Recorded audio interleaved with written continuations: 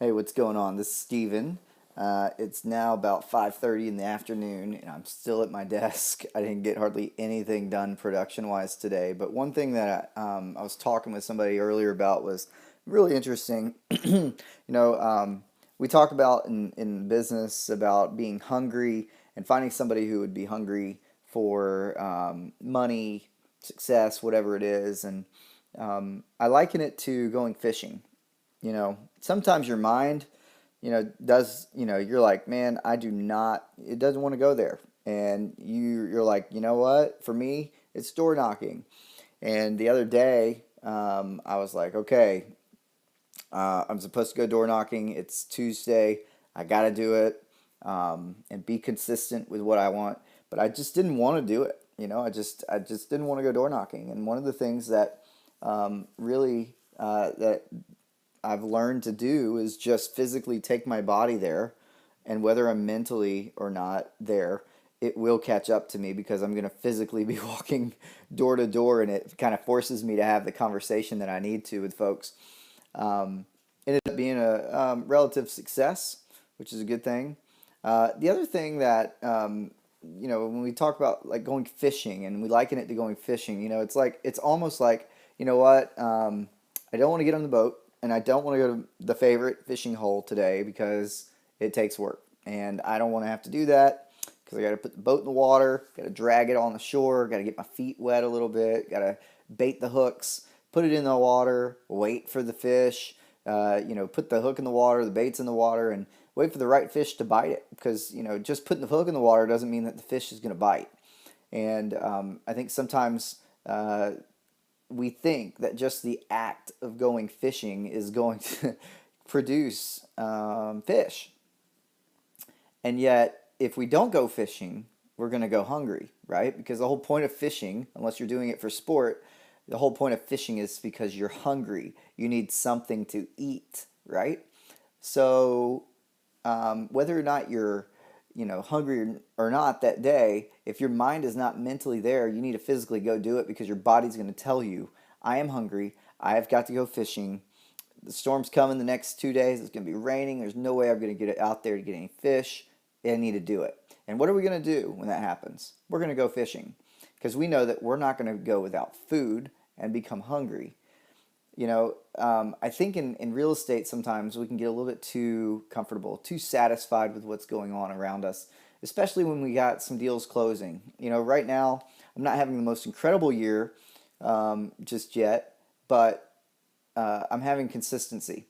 And, it's interesting because even though I'm consistent, I'm still like, I feel like I'm just in this slump, like in baseball. I used to play baseball all the time, and in baseball, you can do everything right, and you're like, it's the same swing, but for whatever reason, you're not timing the ball right. For whatever reason, you're not seeing the ball out of the pitcher's hand anymore as clearly as maybe you have been. And your timing's off, and next thing you know, it's a head game, and it's a mental game, and then you're unsuccessful for the next 2 to 5 games or something, right? Even longer for some folks.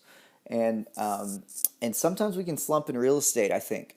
And what's interesting about that is we can do that because we're really satisfied, and we don't maybe try as much as we should be, or whatever it may be related to, right? Um, and so here's the big question that I asked myself the other day is, how do I, when I'm not hungry, turn it into hunger and become motivated from it? How do I become motivated, become hungry if I'm not hungry? Is ultimately the question that I had asked myself. And as I was chewing on that, there were certain things that came to mind. Last year, I was very goal oriented, had a lot of goals. I had 4 weeks vacation, like already planned out. I knew exactly where I wanted to go with them, and I hit them. Not only did I hit them, but I hit them early. I hit my income goal by September that year. So I was very goal oriented, and so I guess like now, when you come to a complacency in your business, what I realized the other day was my goals aren't clearly being defined for me. Okay, so I'm not clearly defining these goals, and when I don't clearly define my goals, I don't hit them. Isn't that interesting? And so there's another video that I've done called the internal compass. And if you're done watching this, after you get done, watch that video, because that video talks about the internal compass is basically you put something in your head, and you almost unconsciously go to it. You've decided that you're going to do something, and then your life automatically kind of goes to it. When I was growing up, I went skiing for the first time, and the ski instructor, I went to ski school, and now I snowboard, so whatever. But I went to ski school, and the ski instructor said this. They said, if you lead with your arms, your body will follow. That means you're holding these ski poles up like this out in front of you, and you're leading with your arm. If you go left or right, depending on which direction you go, generally your body will follow that unconsciously.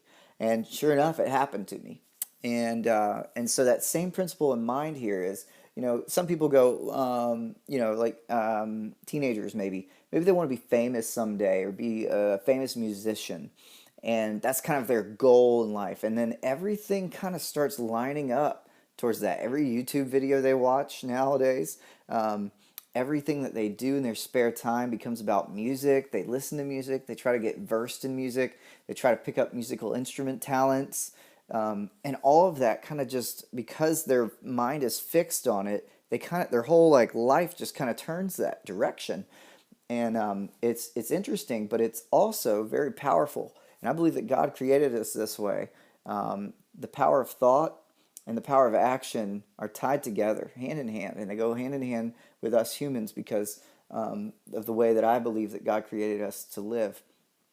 And so it's a very powerful thing. So I wanted to bring that to the attention today because I think what I think, I think that what I think leads to subsequent action that I need to be taking.